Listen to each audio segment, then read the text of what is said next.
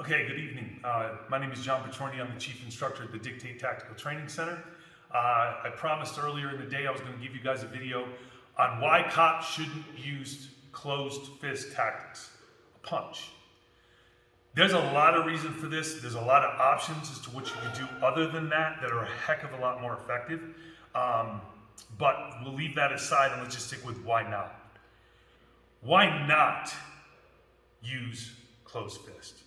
One, usually by the time you have to use closed fist, it's because it's become a quote unquote fight, and I hate that term. But you're trying to get distance, you're trying to get the man off of you, he's on you, he's reaching for the gun, whatever. To get to that level, we've got a serious issue. And it's my belief that the man's close, and what you're gonna end up doing when you ball your fist up is taking a step backwards, which gives that man an advantage, especially if he's the one coming forward. He's an active aggressor, not just a resistor. He's coming. You're not going to punch a resistor. But with the man's actively aggressing, you ball your fist up, it's natural to take that step backwards. If he just keeps running, he's got your balance broken. So I don't like that because you're going to wind it up, especially in an adrenaline charged situation. That would be number one. I think the elbow and the knee are a heck of a lot more powerful and a heck of a lot more effective at close quarter, and you don't have to wind it up. Number two will be the argument between, are you trying to cause pain or are you trying to gain control? Now I know that it's called hard control tactics. I got it.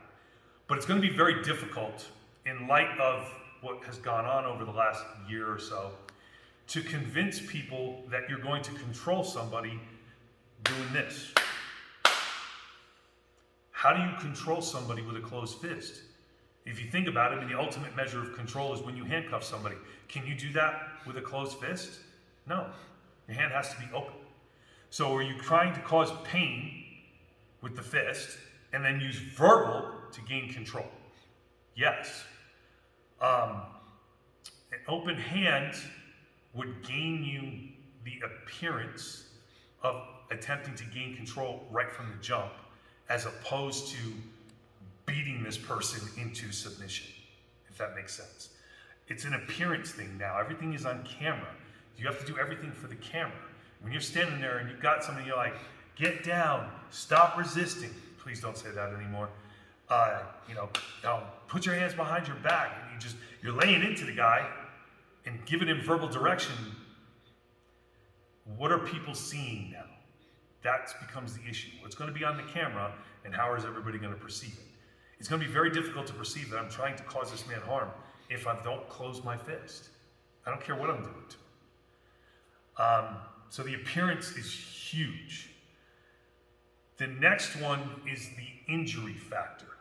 And I'm not talking about the injury to the assailant. We all understand now, with the new law that's coming into play, if you cause him damage, you have a problem. Your intent, it seems to me, has been minimized a bit, whereas the amount of damage that's done has been maximized. So you're gonna have to start answering for all of that, all the way up the line. So the injury to him aside, the injury to you.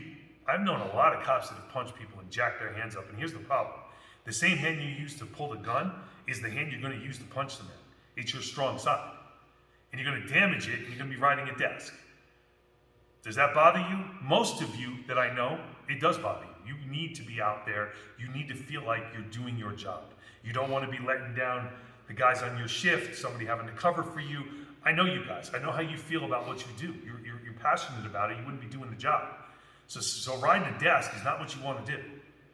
But you're putting yourself in a position of doing it. The department shouldn't want you hitting anybody, punching anybody, because they're going to be the ones that have to backfill your spot on the road while you're sitting at a desk answering a phone. So for these reasons, I would tell you, don't punch. There are many better options. I'll just talk about the reaction to this versus this is dramatic. It's dramatic.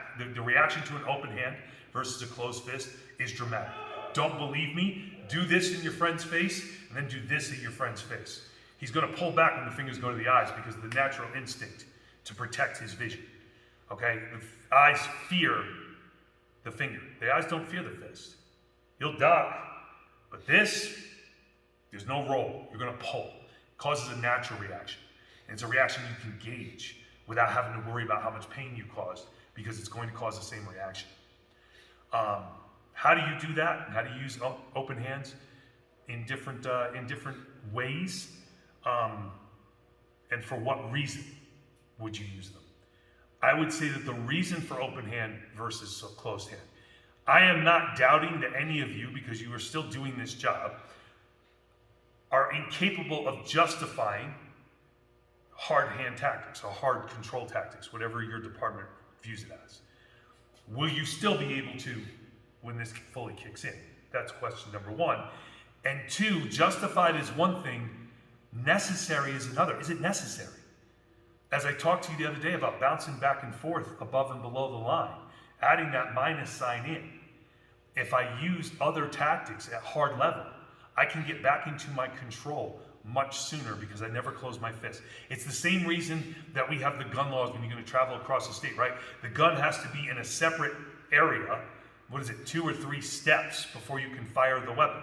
Well, when you close your fist, there's 2 steps at least before you can gain control. You've got to open your hand, close distance, control.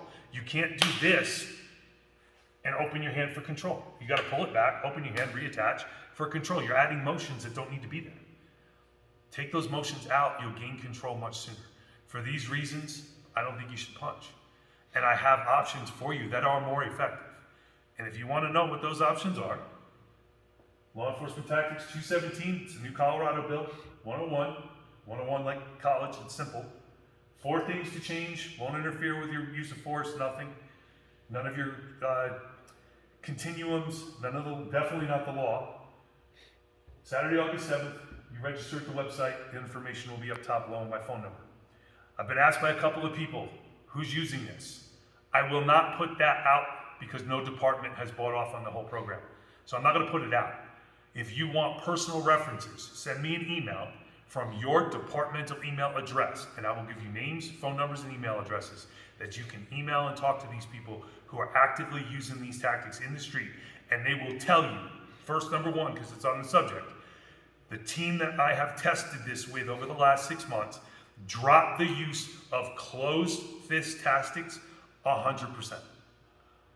Nobody has punched anybody since they went through 2 hours of the training, not 4. How much did their liability just get dropped? Their hard hand overall tactics have dropped 95%. Now how much has their liability dropped? Now we're talking about departmental liability anymore, guys. We're talking about your liability, your financial liability, your job security, your home, your all of it, everything now is all based on were you liable or not. And that seems to be a moving floor right now that you guys got to juggle. And some of you guys are opting out, and I get it. I totally get it. I think you're insane to do the job. But if you're going to do it, prepare yourself to do it under the new guidelines, and this will give you that. And I'll provide the references, and if you don't like that, I'll provide you a money-back guarantee. Don't like the class, think I'm full of crap, think I somehow violate this law? Okay, all you gotta do is tell me you want your money back. Write it down. This is why you want your money back. I'll give you all of it, every dime. You have nothing but 4 hours to waste if I don't know what I'm talking about. And I'm telling you, I know what I'm talking about, and everybody whose name I give you will tell you the same thing. This is the answer to this. What I'm doing is the answer to this. If you want the answer, go register. 20 slots only, and we're down to, I think, 16 as of today. So you get a move on. Thank you.